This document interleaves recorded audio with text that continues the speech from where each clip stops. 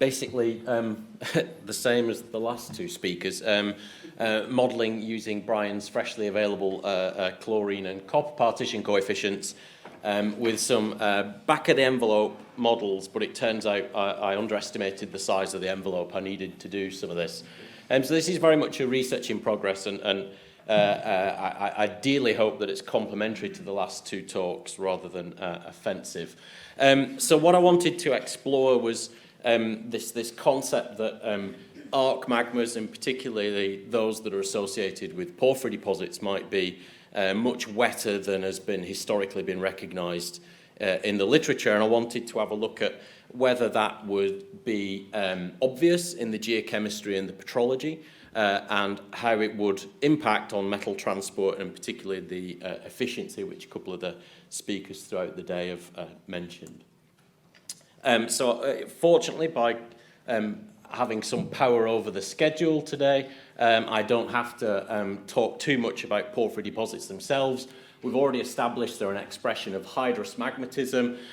What I will point out is that for a long time, so from the mid-70s onwards, the dogma around porphyry deposits is that the water contents needed to produce them are at least 4 weight percent.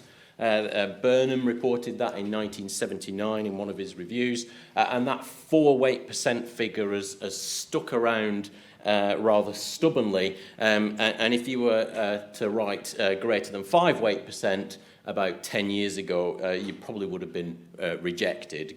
Greater than 4 weight percent, but 4.1 is probably a little bit too much. What we've seen from some of the talks already, from Jamie's yesterday, from Massimo earlier on, from some of Bob's work that's been well cited, is that a number of what we consider to be fertility indicators for porphyries really point towards perhaps an exceptional water content in porphyry-forming magmas compared to arc magmas, which are already hydrous. So one of the questions, I guess, is how much water does it really take to make a porphyry work? I would like to answer that in this talk, but I'm not sure I'll get to it. But it is something that a few of us are pushing towards.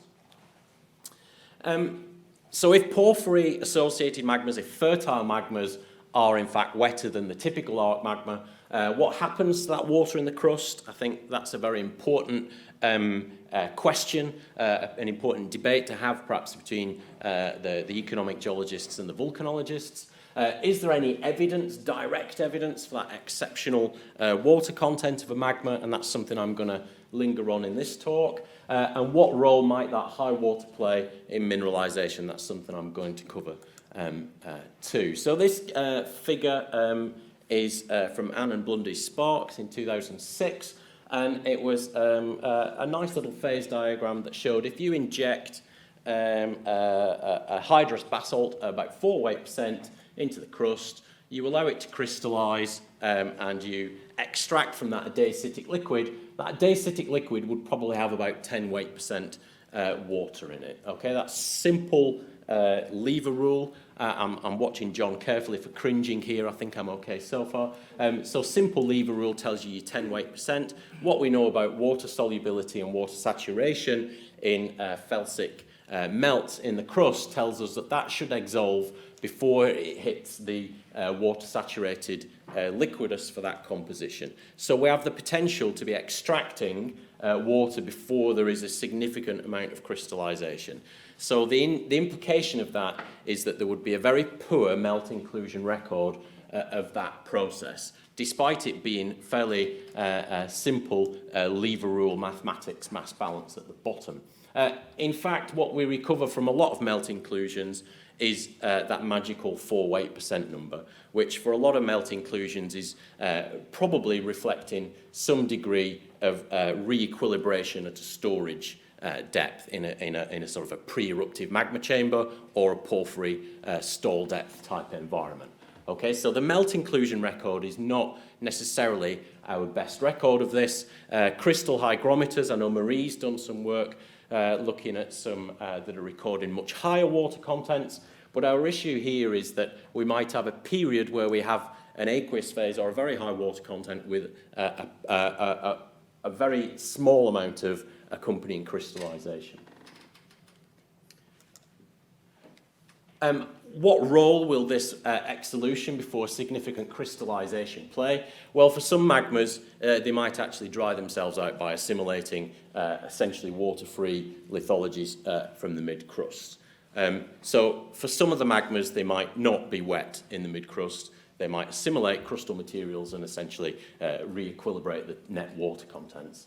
Some of those fluids might accumulate within the magma. Some of them might exsolve, travel, and leave the system. So by the point that we're installing at sort of a porphyry depth, that water is lost to the system, so a very open system. Some of them might be a pseudo-closed system, the water is retained, and some of them might be accumulating that fluid in shallow parts of the system. And that's some of the content that John has alluded to with his brine caps. So can that process be geologically recorded? And does it impact on, for example, copper? And those are the two questions I'm going to linger on a little bit. So what I've been trying to do is, like I said, do some back-of-the-envelope models, treating water as a fractionating phase in an evolving magma. And I've used end members for different stages of it, Rayleigh and equilibrium type fractionations. These are really back-of-the-envelope type models, but hopefully they'll illustrate some of these steps.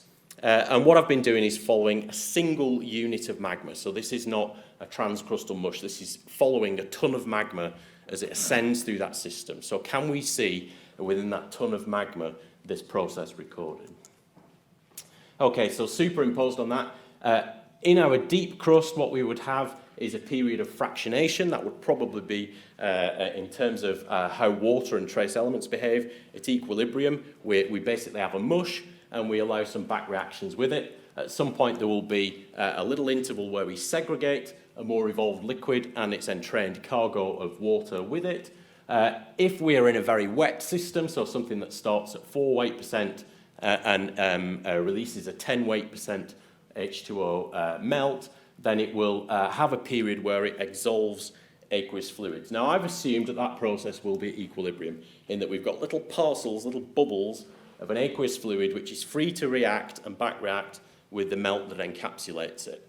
By Stokes' law, the ascent rate of those bubbles through a viscous liquid, a viscous silicate melt, will be really slow, and until we've got sufficient solids in that melt that it can start to behave rheologically as a solid, and until we've got silicates that water can wet onto, we need to do some pretty strange physics to extract that water. So Bob and I were discussing very briefly yesterday, perhaps we can shear it very quickly to extract it. Okay, so we could have some processes where we could extract that water, but for the purposes of these models, I've assumed that it actually doesn't, it's retained.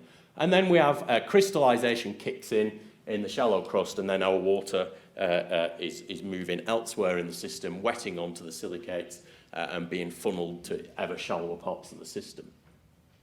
If we started with much less water down here, so for example 1 weight percent in our arc basalts, by the time we're up into this area, we probably only have about 3 weight percent water by lever rule. Okay, so we're not producing significantly wet melts in that mid-crust. It will not exsolve before crystallization, so we won't have this period where we've got an aqueous fluid accumulating within the melt. So we've seen these figures already. I begged Brian, and he generously and graciously loaned me his data. I think he was thinking this is easy boost to the H-index. 15 minutes after I've presented at a conference, somebody's using it. Wonderful. I've used his data conservatively, so I've tried to stick to the lower end of these curves. My numbers won't match some of John's models because I've been inherently conservative, okay? So what I've tried to show, this is the early period where we have our basalt. This is the unit of melt left, basically. So our basalt is crystallizing. We're depositing some crystals. And then at some point we segregate a liquid. So at this point we've got a dacite. Here is where the fluid starts exsolving. There's a very short increment of that in terms of melt space because we're simply exsolving a percentage of water. And then we get into that crystallization and accompanying exsolution. So what we can see in terms of concentration is that we get a moderately, this is in terms of chlorine, this is a moderately concentrated fluid. It's not particularly rich. So I've used quite conservative D values, so a little bit lower than some of the stuff that Brian and John were presenting. If we compare that with a hydrous system, we can see we don't have the same sort of shape, and we get much higher concentrations. Okay, so you might look at this and think, well, we're moving a much more chloride-rich fluid when we have a smaller volume of fluid. But what's really important with these systems is not to look at it in terms of concentration. An ore deposit is a concentration anomaly, but it's also a mass anomaly.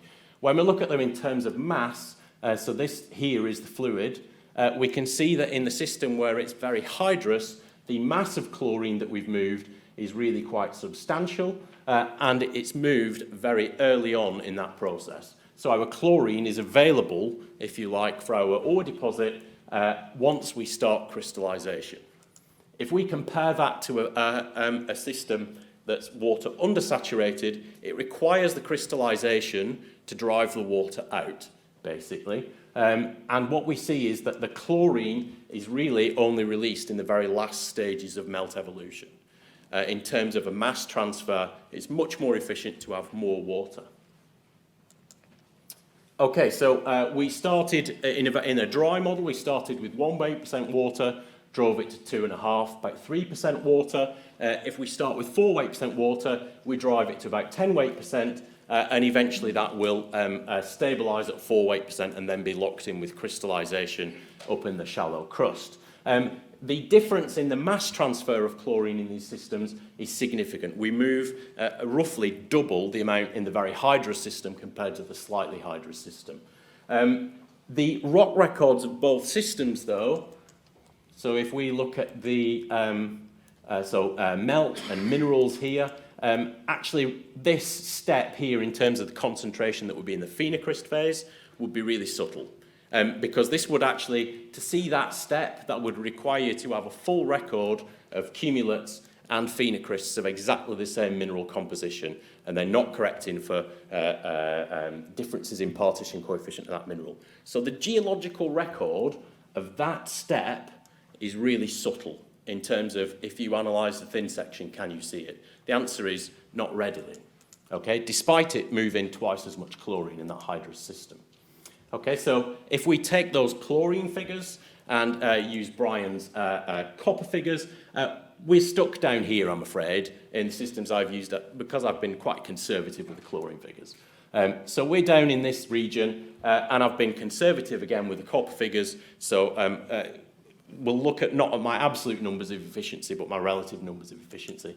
What happens with copper? Okay, so very hydrous system, copper is moving out. Our concentration of copper in the fluid is not exceptional.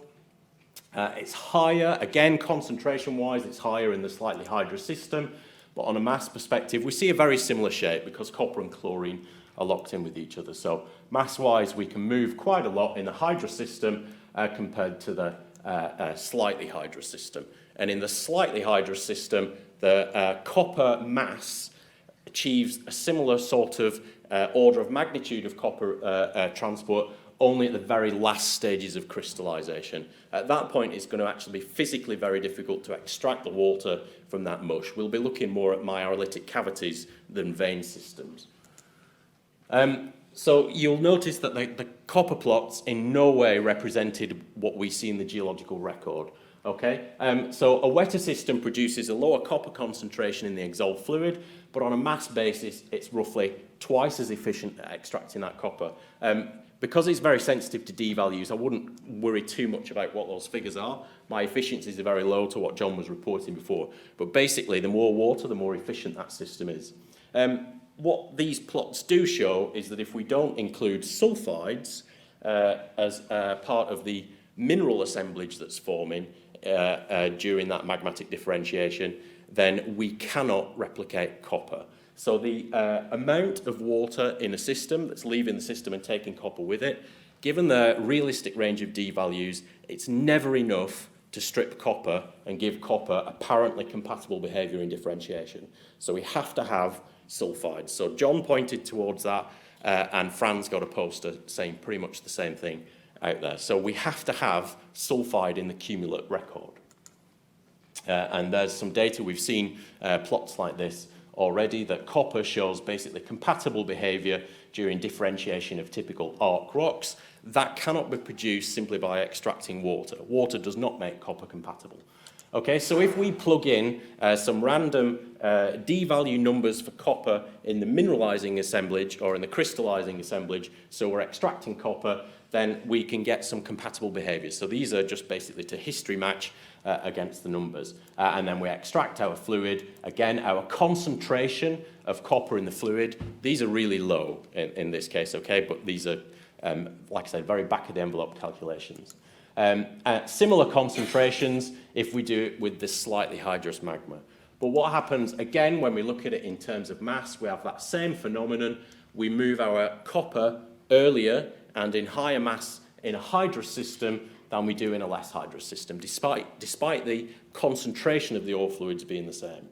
So what I think we will see here is that it's very difficult to look at things like copper and chlorine in magmatic rocks and say whether a system is fertile or not.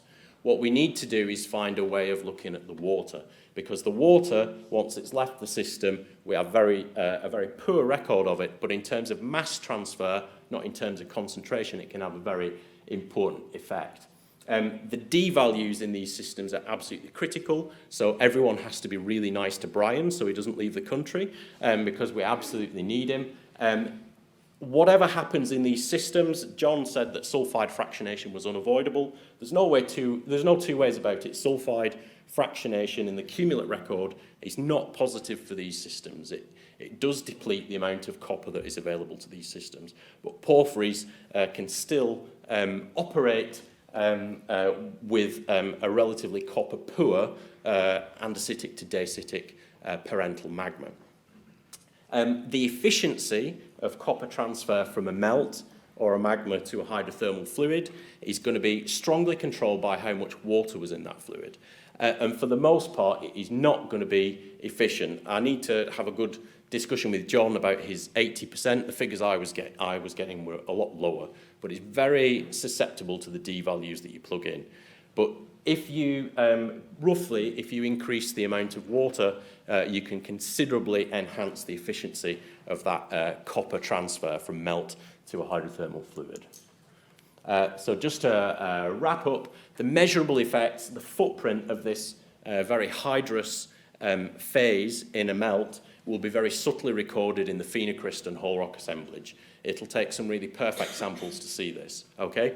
We might well see some hygrometers that are a bit more survivable, but really it's going to be quite challenging. The role of very high water contents in an original melt are going to be very important in terms of mass transfer, less important in terms of overall concentration, and that our systems are likely made less efficient by the fractionation of sulfides in the cumulates. Thank you very much.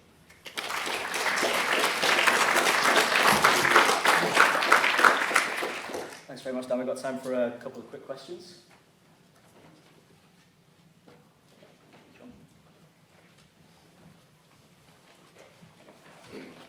Dan, do you think you'd be able to see those effects if you looked at a zoned apatite? Could you look at chlorine and hydroxyl and apatite and you'd see the onset of the degassing? Could you reproduce your trends with apatite zoning profiles, do you think? I think part of the problem is that in a transcrustal system, a lot of the pre-aqueous exsolution is going to be in the deep crust. It might be before apatite saturates and sets in, and that we'll be looking at crystal records from very disparate parts of the crust. I think one of the things I'd be interested in looking at is comparing things like chlorine contents in amphibole cumulates versus phenocrysts. If you just let me flick through to the, sorry, agonizing clicking backwards. So in terms of the, that's mass, there's these little steps. And I think those little steps might be interesting. The problem is that with something like an amphibole, There's so much variation in the major element chemistry of it, it's sensitive to the melt composition, pressure, temperature. I suspect it's going to be very difficult to disentangle the partition coefficient of the chlorine to the evolving composition of the amphibole in those systems. I think it's going to be a pain in the backside to see any direct petrological geochemical evidence of a pre or a water exsolvent without crystallization. I think it's going to be really difficult. Thanks very much, Dan. If there's any more questions for Dan, perhaps you can catch him afterwards. So